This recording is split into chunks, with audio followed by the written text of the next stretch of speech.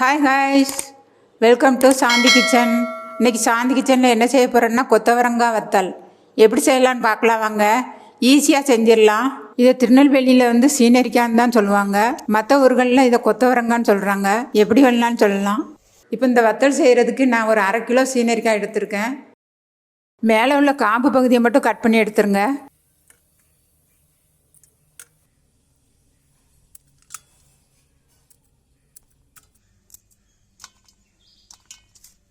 இப்போ எல்லா சீனரிக்காயில் உள்ள காம்பையும் கட் பண்ணி எடுத்தாச்சு.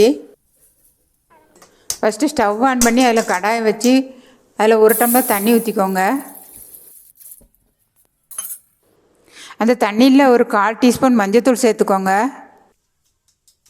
இது கூடவே 1/2 டீஸ்பூன் காயப்பொடி சேர்த்துக்கோங்க. இப்போ தேவையான அளவு உப்பு சேர்த்துக்கோங்க. உப்பு சேர்த்து நல்லா தண்ணி கொதிச்சதுக்கப்புறமா நம்ம கட் பண்ணி வச்சுருக்கிற சீனரிக்காவை சேர்த்துக்கோங்க. சீனரிக்காவை சேர்த்து நல்லா மிக்ஸ் பண்ணி விட்டுருங்க. உங்களுக்கு காரம் வேணும்னு விருப்பப்பட்டீங்கன்னா இது கூடவே 1 ஸ்பூன் தனிமிளகாய் தூள் சேர்த்துக்கோங்க.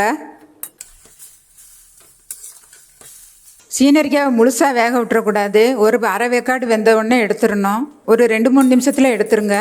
இந்த மாதிரி இந்த அளவுக்கு வெந்தால் போதும். முழுசாக குழைய வேக விடக்கூடாது. இந்த அளவுக்கு வெந்த உடனே எடுத்து தண்ணியெல்லாம் நல்லா வடிகட்டிட்டு வெயிலில் காய வச்சிடலாம்.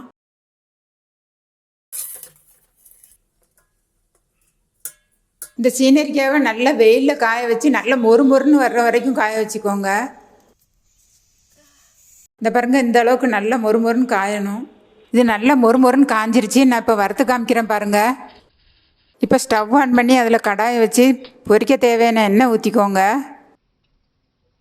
எண்ணெய் சூடானோடனே நம்ம காய வச்சு வச்சுருக்கிற வத்தலை சேர்த்து இந்தளவுக்கு லைட்டாக செவந்ததுக்கப்புறமா எண்ணெயிலேருந்து எடுத்துடலாம். பாருங்கள், இந்தளவுக்கு வந்தோடனே எடுத்துருங்க.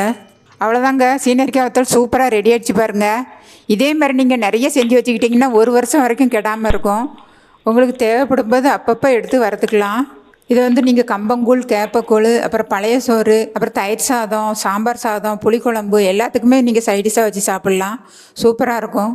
இதே மாதிரி நீங்களும் செஞ்சு சாப்பிட்டு பார்த்து எப்படி இருக்குன்னு கமெண்ட்டில் சொல்லுங்கள். இந்த வீடியோ பிடிச்சிருந்தால் லைக் பண்ணுங்கள், ஷேர் பண்ணுங்கள், சப்ஸ்கிரைப் பண்ணிடுங்க. கூடவே பெல் பட்டனையும் கிளிக் பண்ணிடுங்க. Thanks for watching.